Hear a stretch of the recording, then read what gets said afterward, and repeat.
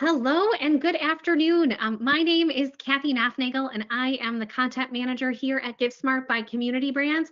And we are thrilled to have each of you here and joining this conversation today.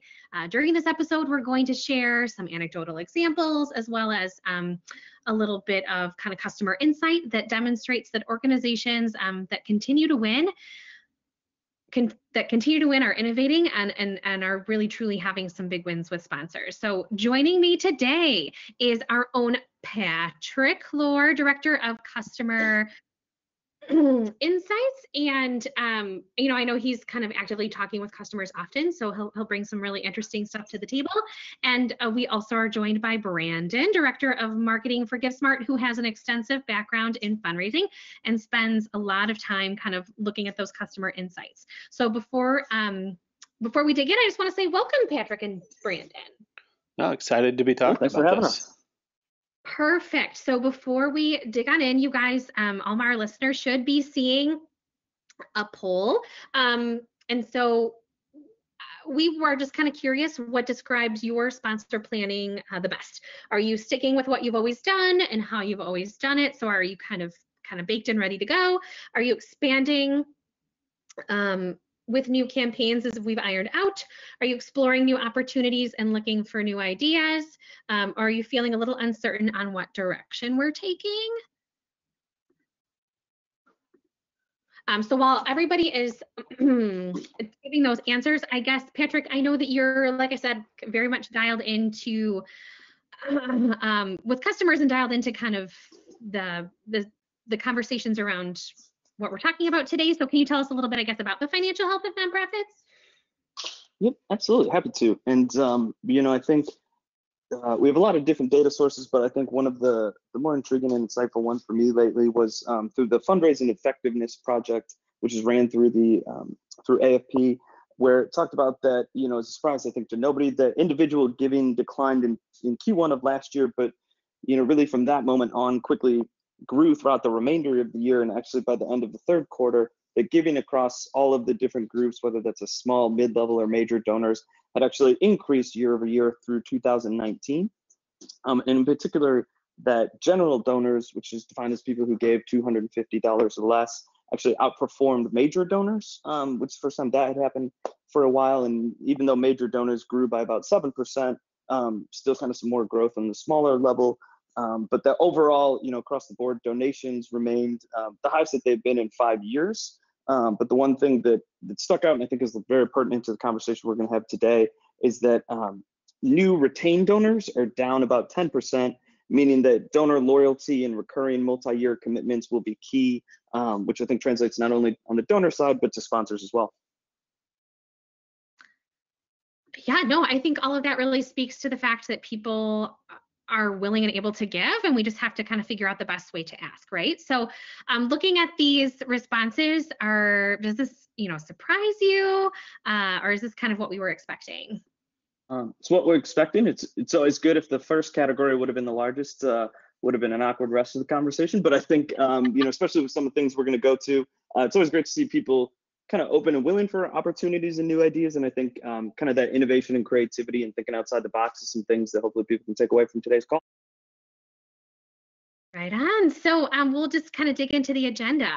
So we are going to talk a little bit about first about procurement. So how do we get these people kind of in the door? How do we make sure that we have some quality people to make asks of so that we can have some quality results? We're going to touch on the pitch and some crucial elements that you should be keeping in mind.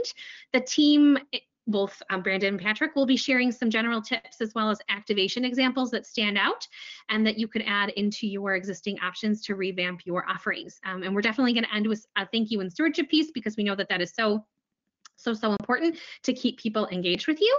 Hopefully you guys can see kind of the questions in chat. Please ask your questions as we go. We have a lot of people listening today, and so as much as we would like to get to everybody, we're going to do our best. And if we, for whatever reason, don't get your question answered, someone will reach out to you later this week, if not early next, to make sure that you're getting kind of the answer that you need. So with that, let's kind of dig into that procurement piece. So we know that those of you who are listening today are coming from all different types of orgs with all types of different fundraising budgets. So whether your big win, like your big win is a $5,000 sponsor or a $500,000 sponsor, we're going to be kind of digging into how organizations are refining their plans in order to best suit potential sponsors, and hopefully it'll speak, all of you will find something that speaks to your individual needs. So with that, Brandon, what is kind of the atmosphere around sponsorship offerings? Yeah, I'm excited to dive in here, and a set selection, whether it's gold, silver, bronze, or however you set your levels, with set things in each package, that's a solid foundation for sponsors. That gives them at least an idea of what things look like when you look at packaging. There's no doubt about that. Um, it lays things out clearly. It makes the turnaround from the pitch to a signed deal quicker. And if you're only selling sponsorships for one event, it's a great way to go. But let's be real, that's a market standard. Everyone is doing that, right? So some of you may be listening, limited and what you can change. Maybe you're part of a national org, and they have set standards that you can't change, you can't go outside of. Maybe you have limitations of what you can offer. But what we're going to do is really talk through some ways to kind of think outside of that. Everyone else is doing packaging. How can you do it a little bit differently? With this style of packaging, by going from silver to gold, the upsell is laid out, right? Like you can look at it, you can say, okay, if I spend this much more, I get this. It's pretty clear and easy to look at. But maybe people want to pick and choose a little bit more. Maybe people want to look at all the different options, and maybe we assume they're just going to tell us, I don't like this, but can we swap this out? In reality, they're just going to kind of fall in line of what you put on the table. So we have to be a little bit more strategic in how we go about that. In this very crowded market where there's lots of organizations trying to go after the same dollar necessarily, this past year has made it even more important to differentiate. So this image we're showing here is from Operation Smile, and we are going to share a jam session we did with them to talk a little bit more detail of how they accomplished this. But they had huge success with this sponsorship plan and had a wonderful story to share on it. And this is that set level of options, right? You can see here there's everything from the boarding pass to the first class. They have a nice theme behind it, really a beautiful design, but they did things a little bit differently than what we normally see. First, they spent quality time talking with their past sponsors to see what was actually valuable. What were they really interested in? What would be nice to add on that they had tried before? They spent the quality time building that relationship, and we're going to talk a lot. The word relationship is going to come up a lot as we go. Second, they also decided to offer these sponsorship benefits to major donors. As things shifted, they weren't having their virtual or the live events, so they were going virtual. So they wanted to make sure that their major donors had the opportunity to get some recognition, but also some different branding, as well as just a way to make sure that amount of money that they're giving goes towards something that shows people, oh, we have all these sponsors, and that really lined up well. And they also set up kind of major donors who matched sponsorships, which I think this is really intelligent and how they went about it. There's a lot of data out there of how you can find a major matching partner and things like that, and matching gifts are huge, but matching for sponsorships is a little bit different, where you have the matching donor and they're going to secure a certain amount in donations, but instead of doing it towards your paddle raise or your annual appeal, they did it to get more sponsors. So it was, listen, if you give us a sponsorship, we have a matching donor who will match your donation.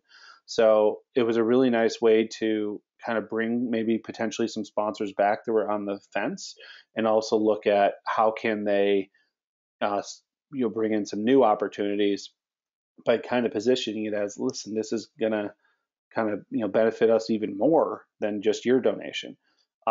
So it really created a nice pool. And I know, Patrick, there's some more stuff we can talk on just the matching donors as we see more and more strategies out there.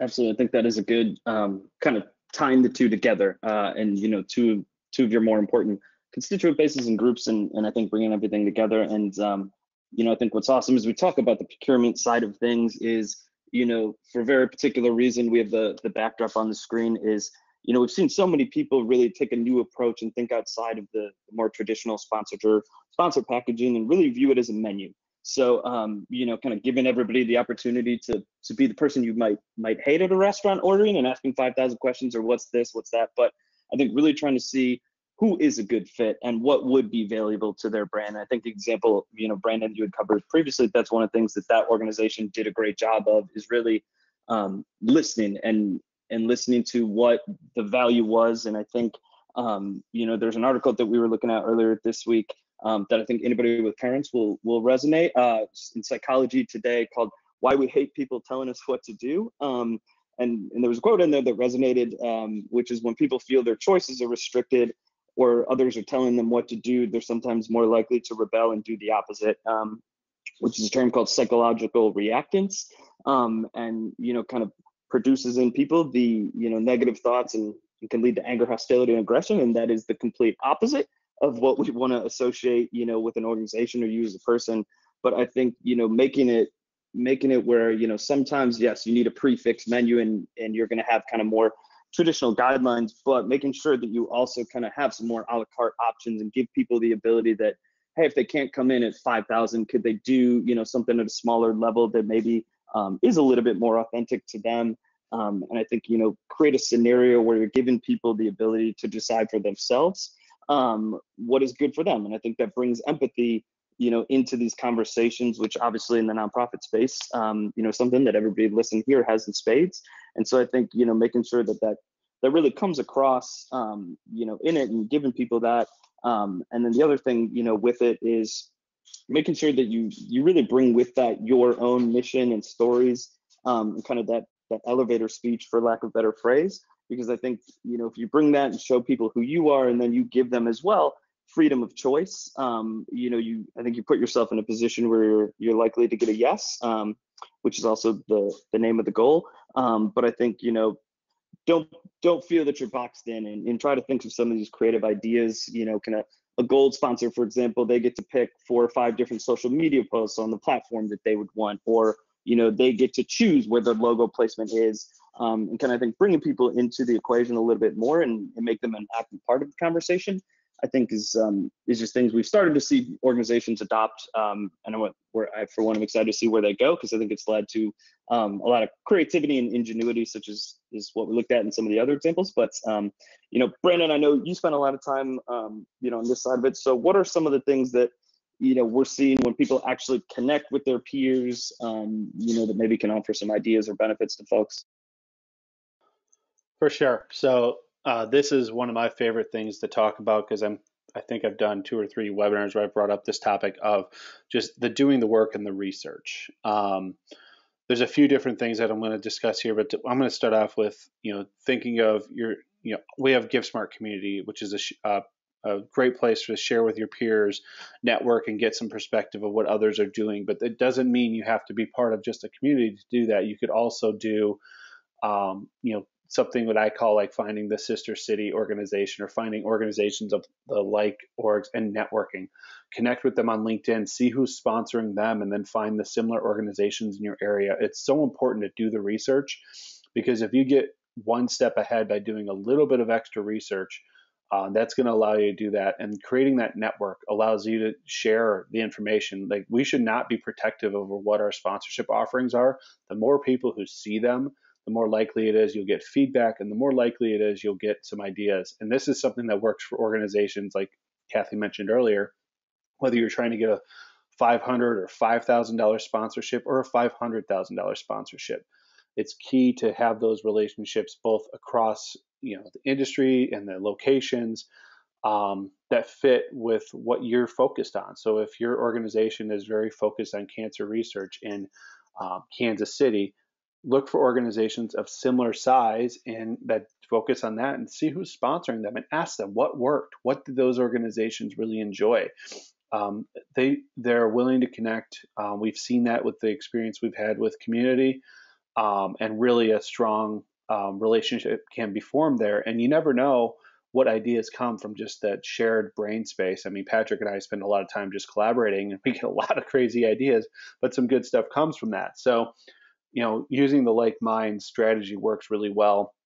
You see here we have our corporate donation guide that this has been out for a while, and something we've had out there for quite a while that is a resource. There's not only just companies in there to look at, to consider, that focus on specific causes, but also different tips and tricks and templates that you can use to start the solicitation process and the research.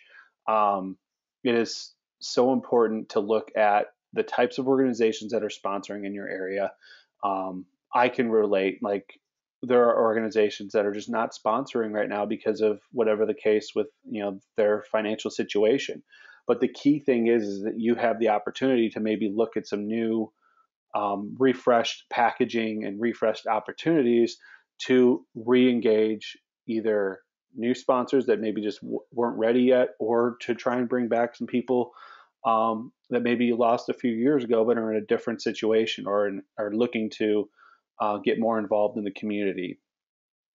Doing a refresher in your campaigns also allows you to take that step back, have some fresh eyes on it, sharing it with others, kind of refresh just the messaging and the thought process. And we're going to talk about the pitch, but the initial information is really really crucial. So specific questions or anything on the corporate donation guide here, we're happy to dive further into what this resource is. Feel free to email me.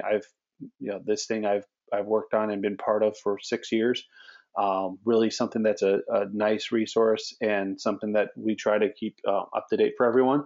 But one of the key things that I want to just keep reiterating is, if you do the legwork, and that's reaching out to volunteers, reaching out to board members, building what we would call kind of a relationship map with your committees and board members of who are the people in their ecosystem that could be potentially a sponsor, and use that as not a just make the intro for me, but can we build a partnership? What would that look like? What is that person really passionate about? What missions really jump out to them?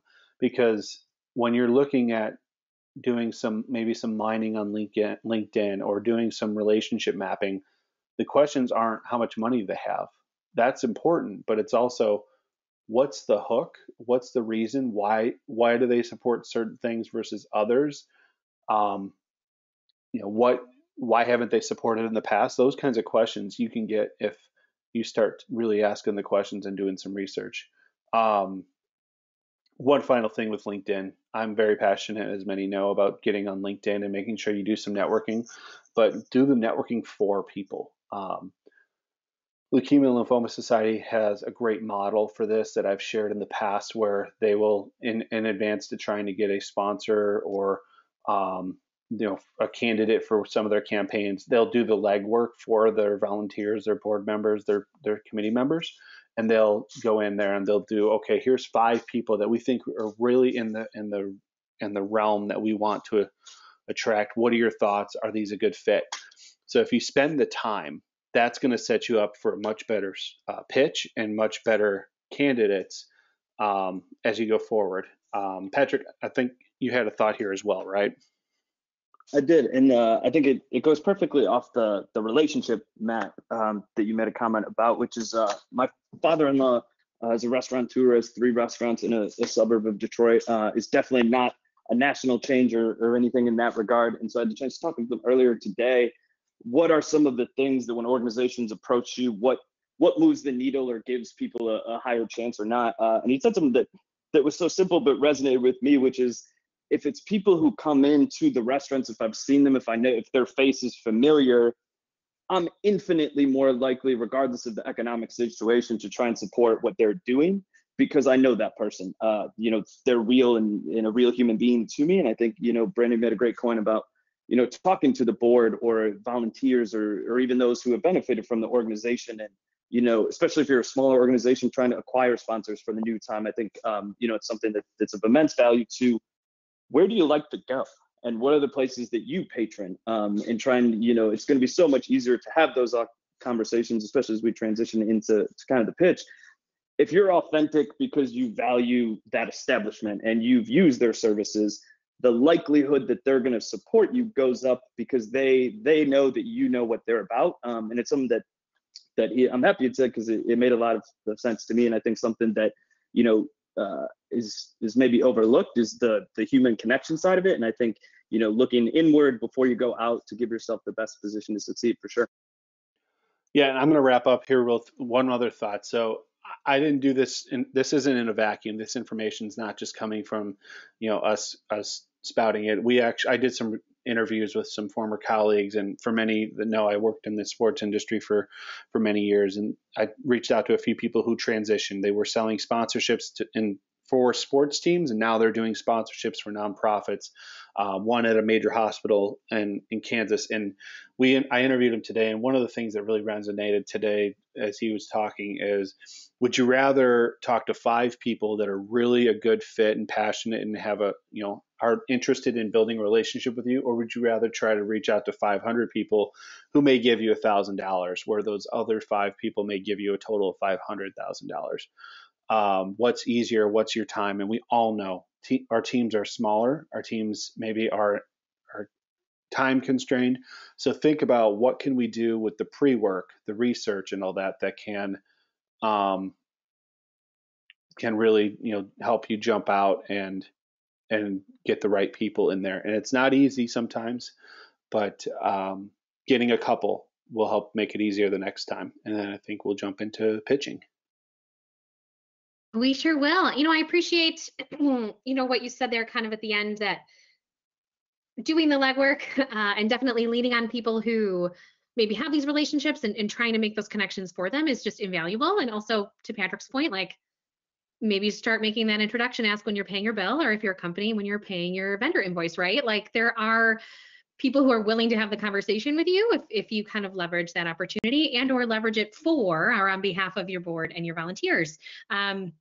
And you guys talked a lot about offering specialized opportunities, and hopefully, again, the point is of all of this is we know everyone who's listening, there's so many of you, are coming from different places, and we got a lot of questions about how do you get new sponsors, or if people went away, what do we do? So everyone's kind of in a different point. So hopefully the goal, especially as we talk about, there I go, as we talk about the pitch moving forward, oh my, sorry guys, is to make sure that that there's something that all of you can have a takeaway for. And with that, I know we're going to touch base, Brandon, a little bit on kind of the who or how this pitch kind of gets started.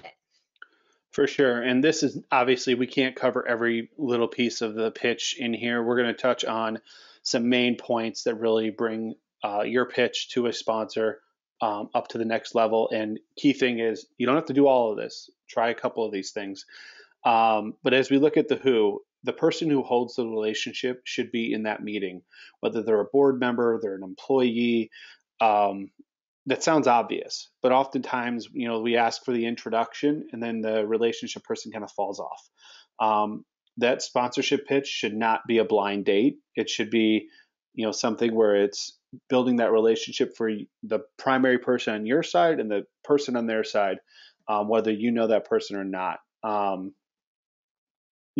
Whenever they're sitting down with you, this does not need to have that guest or that person doing the introduction having the largest role, but they need to be there. They should be present. They should understand what you're going to offer so they can be passionate about it, while also kind of handing off the relationship a little bit live or virtually, as we all know many of us are doing. The key things are, you need to know going into that meeting, why is this potential sponsorship or really partnership mutually beneficial? And obviously, the number one thing is, how are they passionate about your mission? What is their quote unquote hook to be having the meeting, because they're already sitting down with you, right? They've agreed. The image above is a screenshot from a recent live stream.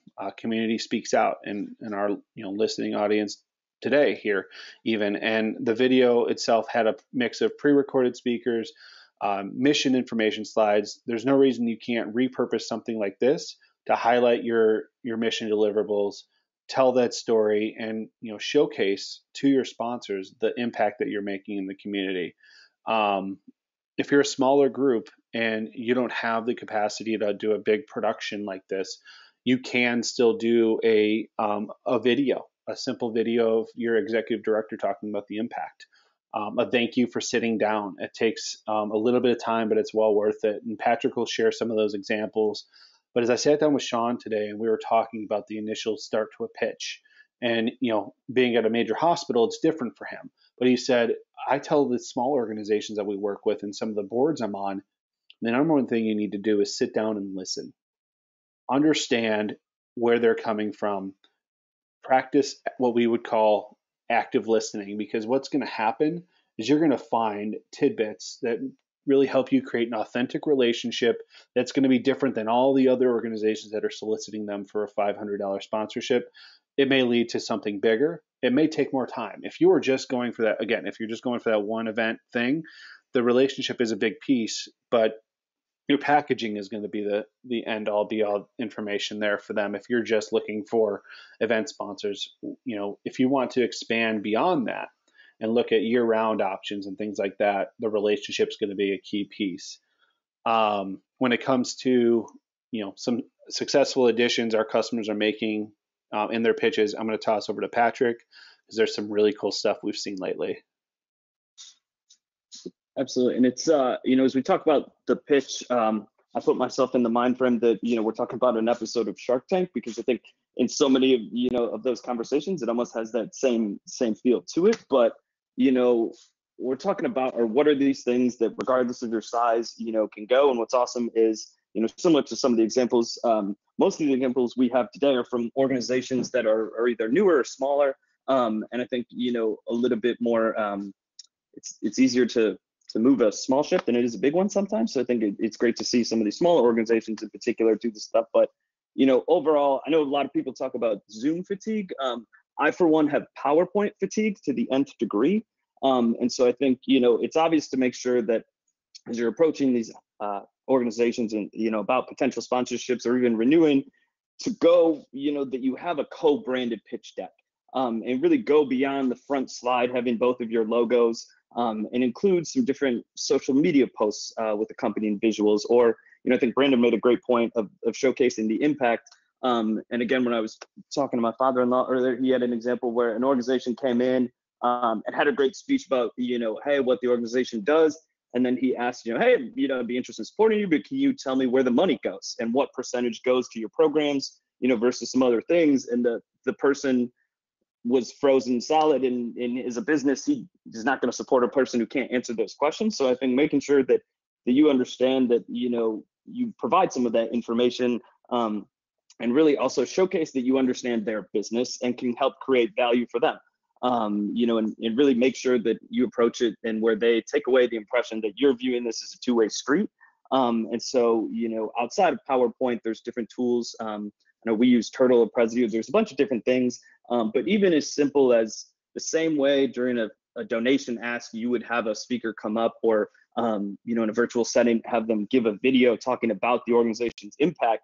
Make sure that you convey that in these pitch conversations with sponsors, because, be proud of the work that you're doing and constituents you support is something, and there's different ways to do it. But I think also including how you've showcased sponsors before, or how you would have the ability. And this is an organization where, using a display screen in our platform, they just at the very bottom with some very basic kind of design implements took their sponsors, included them at the bottom. And I think what's great is, now as they go to pitch potential sponsors going forward, they can use real world examples that show, hey, this is what we've done previously and this is how it worked. And, being able to show, whether it's on your website, your fundraising website, social media pages, different things like that, and really make sure that they leave those conversations knowing what their options are. And of course, if you have information about demographics or open rates and click-through rates of emails, I know there's a lot of Google Analytics data that can be used to showcase some interesting things. We have a blog that I believe we'll be putting in the chat that kind of talks a little bit about Google Analytics specific to nonprofits. But, at the end of the day, the company, the business knows what you're going to ask for more often than not, right? And they have their own goals and objectives, and likely know that for them, the right marketing makes an impact. And so make sure that you share that information and shows that, hey, as a partner, we can both achieve success together, because really that's what's going to lead to a stronger relationship. And, similar how from a donor acquisition, it's hard to acquire new donors every year. It's also hard, as everybody knows, to acquire new sponsors every year. So what are the things that can really, build and value a relationship, throughout? I know it's a lot of information, but I think regardless of your size or ask, some different tips that we'd be happy to follow up with later. But ultimately view it like you're on Shark Tank, and what are the things that you can do to make it so that it's almost impossible for them to say no, because you've conveyed the true value of your organization to them.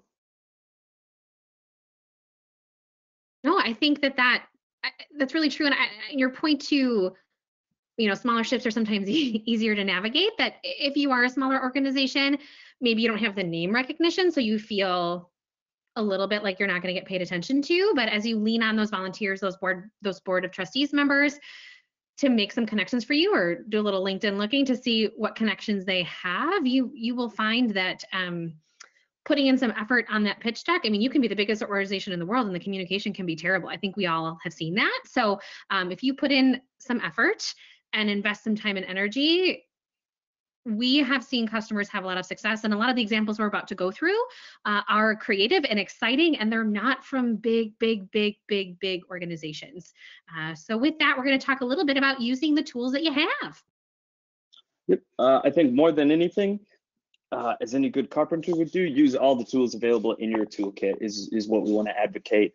And so if you have the ability to include sponsor ads or different things, or showcase them in creative ways, that make sure you do so. And the previous slide that we were looking at talked about how they did on a display screen. Here we see it kind of on more of the homepage, but whether it's virtual, hybrid, in person, thinking of different ways that you can showcase these sponsors and really use all the tools that you have available, especially ones where if it is trackable and you can kind of show some of that ROI and what are the impressions that the business got, is only going to go far. And I know that Google Analytics blog that we shared has a lot of good information, but I think also, beyond that, can you send a digital event bag that has kind of a sponsor coupon code where, okay, hey, somebody would get 20% off because now you're generating revenue through your donor base for those organizations. And again, that moves beyond a sponsorship to a partnership.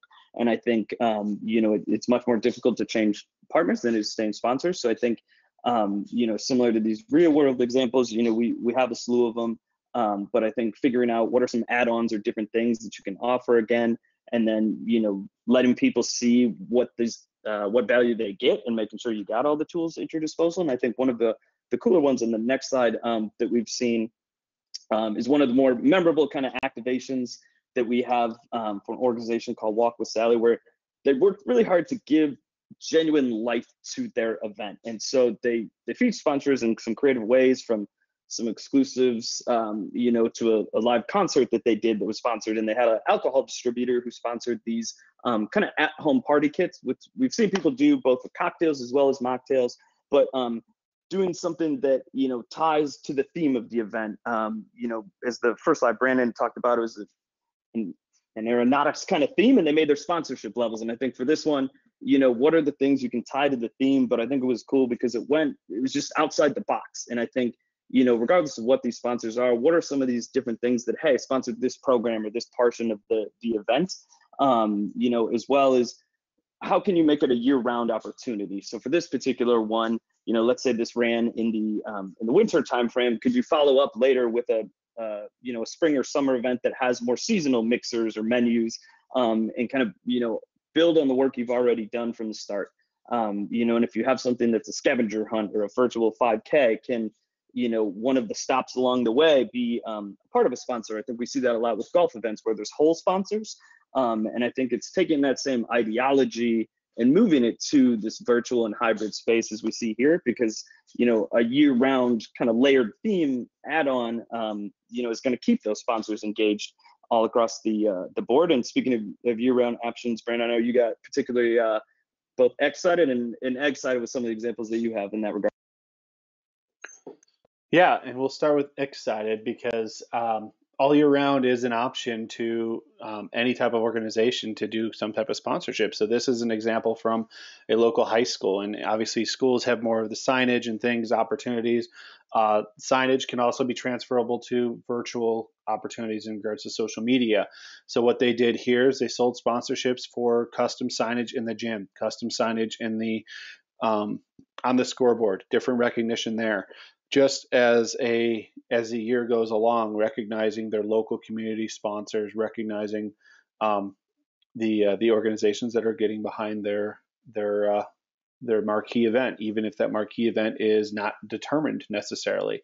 Maybe you don't know if you're going virtual, hybrid, or live, and things are kind of up in the air. And obviously, we're doing a lot of webinars to try and help guide organizations on what the best moves are there. But look at what can you do right now.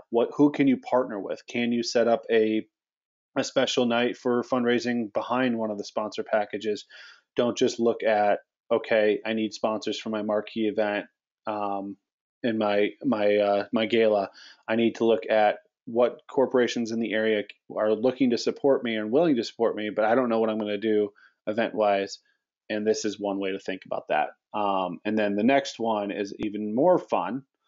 Um, we saw this and we were really excited. This is a really entertaining one.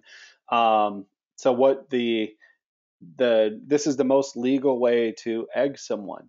So this school actually set up a program for a common prank, but instead of actual eggs, it's a lawn design where, or not a school. I think this is Stratford Playhouse. So they have the option for a set donation amount. You can egg someone, and these yard signs would be placed in their yard for 48 hours, or the recipient could donate to egg someone else.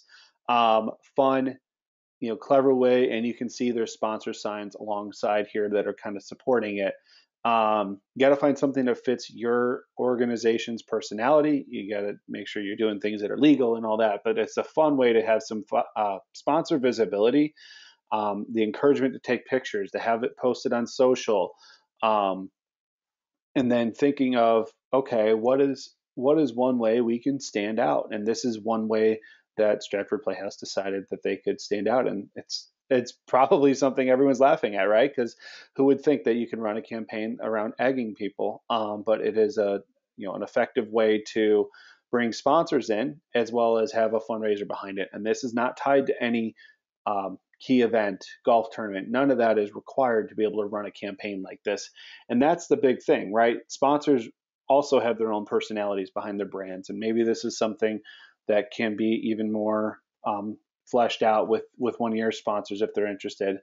And then I'll toss to the next one here for walking in a winter wonderland. So walks, runs are a key part of what we do, winter, summer. This one was a winter one, and another example that involves quite a few elements that are creative for your sponsors as a hybrid. So this was a live, walk around the holidays that they held. Families and businesses decorated their homes and condos, and obviously their business establishments. People will walk around and donate $1 to cast a vote for whoever had the coolest design, whatever one they liked the most. So fun way to get sponsors involved as well as major donors. And the entrance also solicited donations. So no matter what, if you have a walk and you want to do something a little bit more fun and you're doing it in your downtown, it's a fun way to add a little bit of a fundraising element. And then we've got one more example that we can't skip because it's just a great example of activation here. This was a school, St. Mary's of DeKalb, very small private school that has a wonderful, fun gala every year. And they had sponsors that still wanted to support, but they weren't really able to figure out the best value. So they actually had them pre-record videos that they played during the live stream. And the videos were from the sponsors talking about why they're supporting this year and how excited they are. It's little to no cost for them to do that, whether it's a fun produced video that they've already done that they just add an intro message to, or something that they record on their computers, just talking about why they support. It is so important to connect that back to the mission, but also this is a fun way to incorporate them in the event that's different. It's not just, okay, thank you to our sponsors, so-and-so and so-and-so and so-and-so. It really helped recognize them and gave them a few moments in the sun and as part of your campaign. This is also evergreen. You can use this for other things, especially if it's just a video, because you can put that on social. You can thank them on social and do different things like that. So a key part to how you can get a sponsor a little bit more involved. And we have tons more examples, but we're going to jump into some stewardship and jump in there. For sure. And, no matter where you're starting from or whatever size you are, we hope that in that activation piece, there are some things that you can relate to your own organization and your own planning.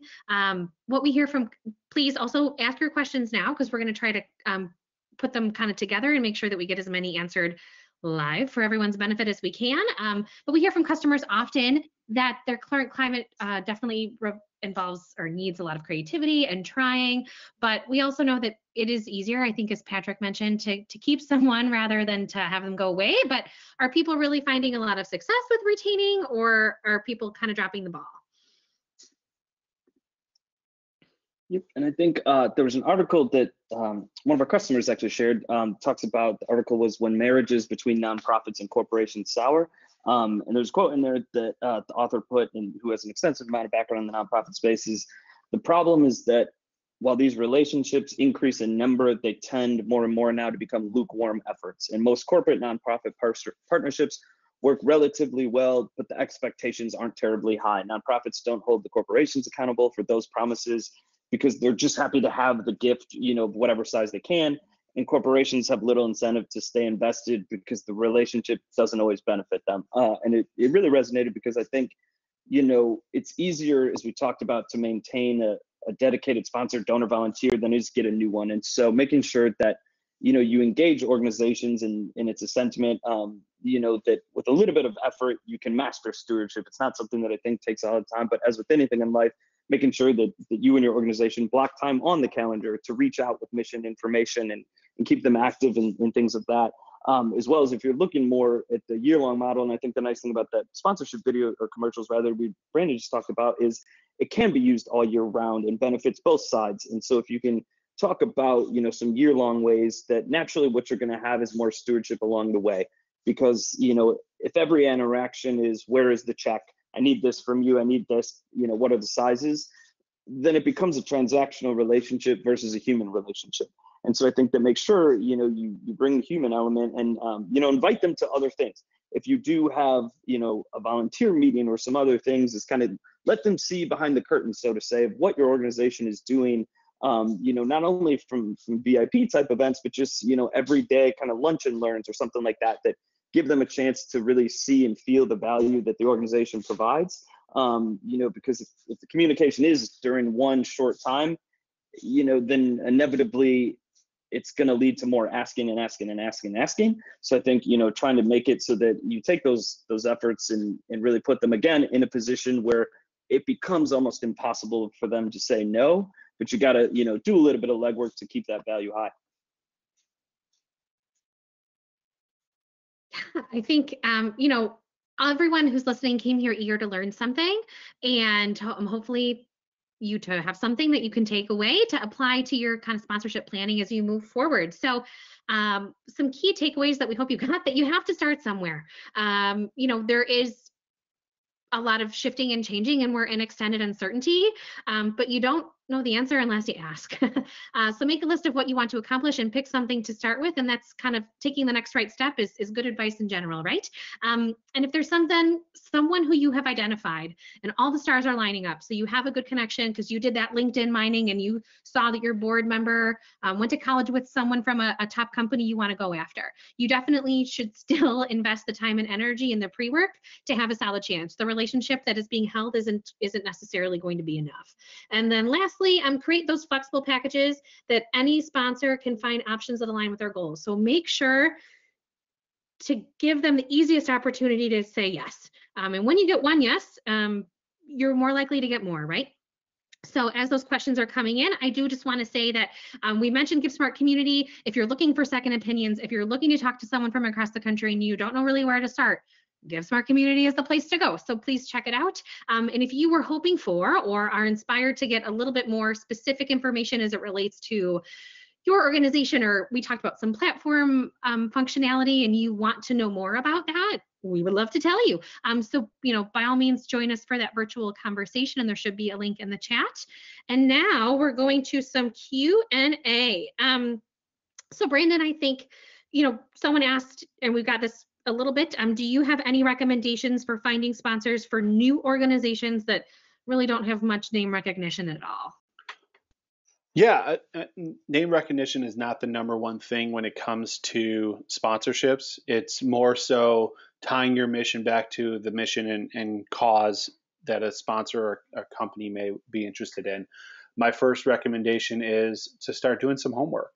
Identify organizations that maybe started recently in other communities or in your community and look to see what types of sponsors they have, whether it's an event sponsor, whether it's someone who maybe underwrote a project. A lot of that information is out there, and look to see what are the essential things that you are spending your money on potentially. Are you spending money on different softwares to manage back office, things like that?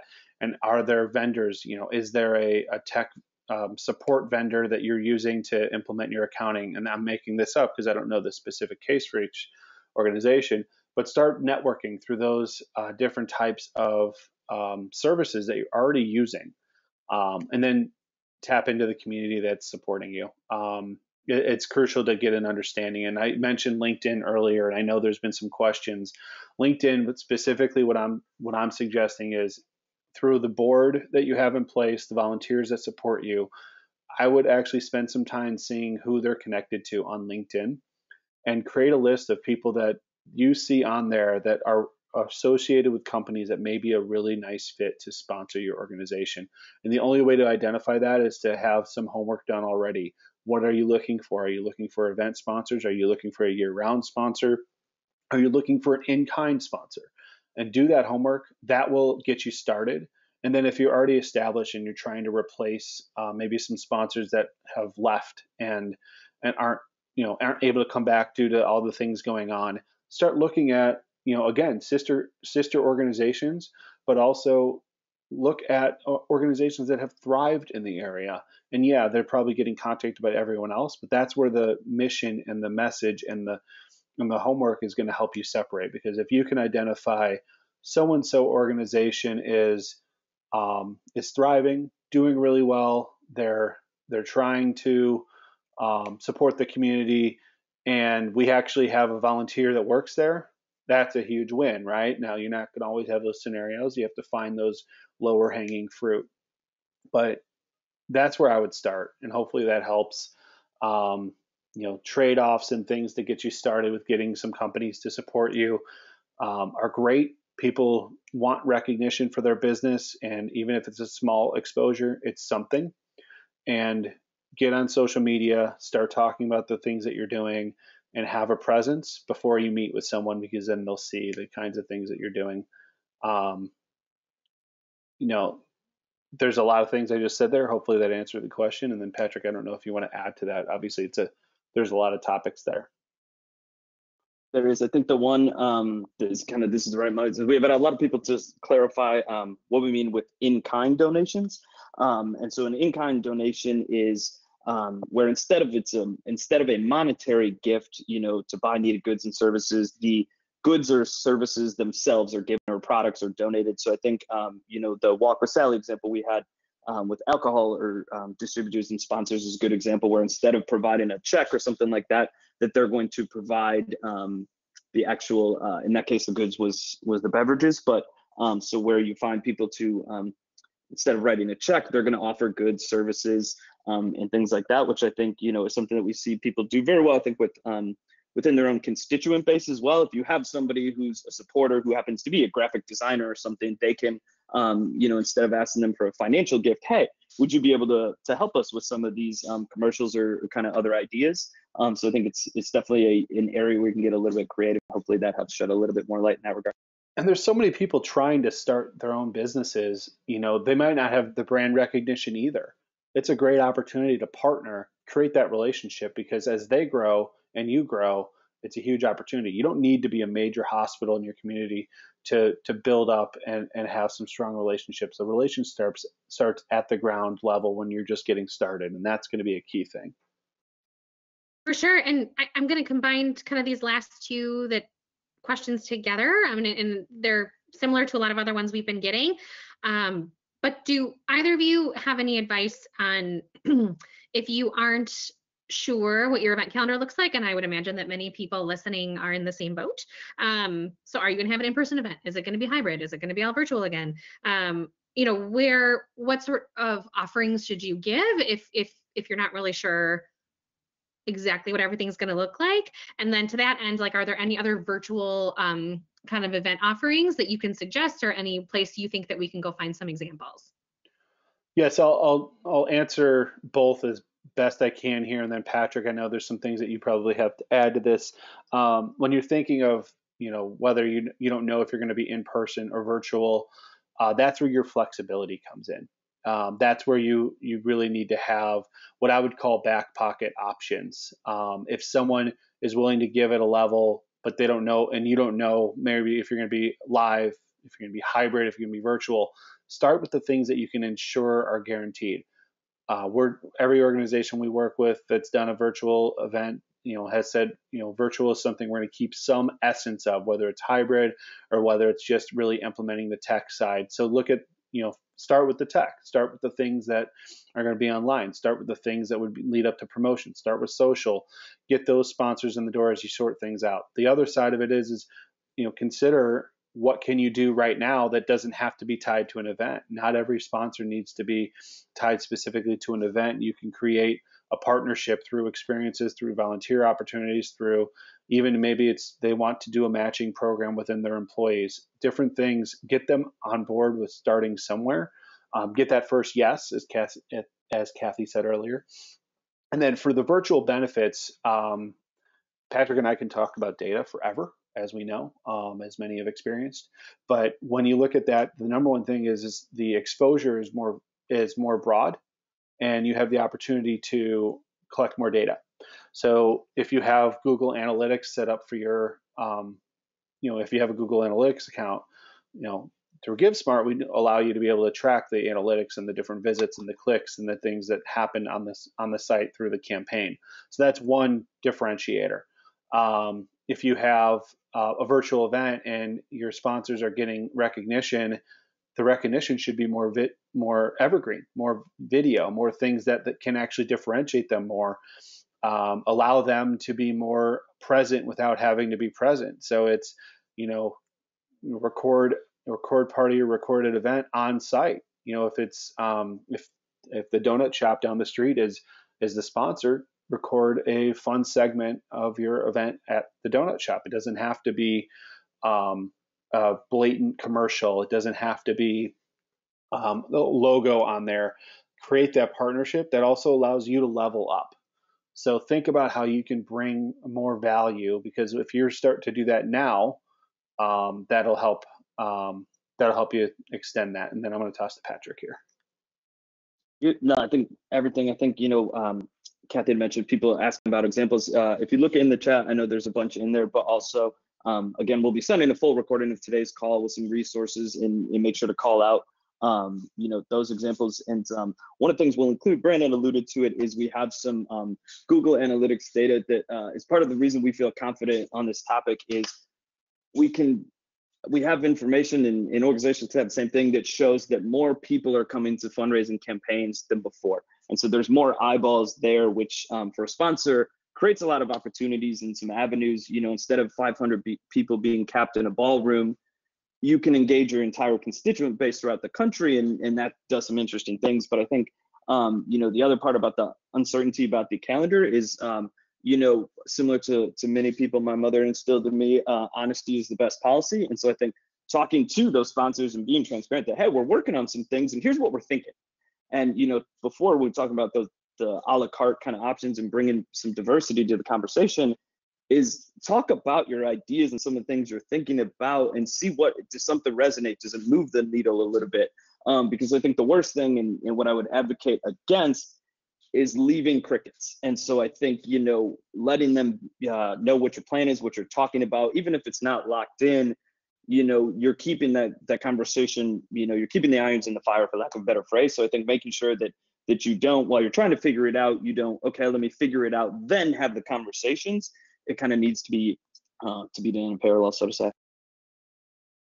Absolutely. And I think both of you kind of talked about, where can you get the yes or what can you guarantee? So you can guarantee that you'll have a step and repeat. Will it be in person where people are taking pictures, or will it be a Zoom background that you offer to everybody? Or will it be a Zoom background that you have during your live stream? Will it be, can you say that someone's logo is going to be on a banner in front of 10,000 walkers? No, but can you shoot a commercial or shoot something in front of a physical store, a physical brick and mortar that kind of gives a similar visibility. So I think to that point, there is flexibility, and whether or not this past year has taught us a lot of lessons, it's that we all have to be flexible and understanding, but there are some promises that I think that you can make, some honest promises that you can make that will, get your sponsors excited. And so with that, we are going to wrap up. Hopefully you guys all got something that, again, you can have a takeaway. If you didn't get your questions answered, we will answer them. Everyone's going to get the recording. Should have said that at the beginning, but I didn't. And then also, it is Webinar Palooza happening with GiveSmart and some of our partners. So we have a research study coming up about nonprofit financial health. We have an outside the room episode, which is kind of peer led. So it's going to be led by a fundraiser from Camp One Step that talks about hybrid events. We have one coming up about just diving into virtual and hybrid events, which seems to speak to what a lot of you are asking. And then again, optimizing those virtual experiences. So I think we're hitting the nail on the head in terms of some of the questions you've been asking. And hopefully if you guys liked this or have anything to share, please take our survey. As we end this, it's going to come up. It should only take you a few minutes. And with that, Brandon and Patrick, thank you so much for being here and offering your insights. And everyone, please enjoy the rest of your day and week. Thanks, everyone.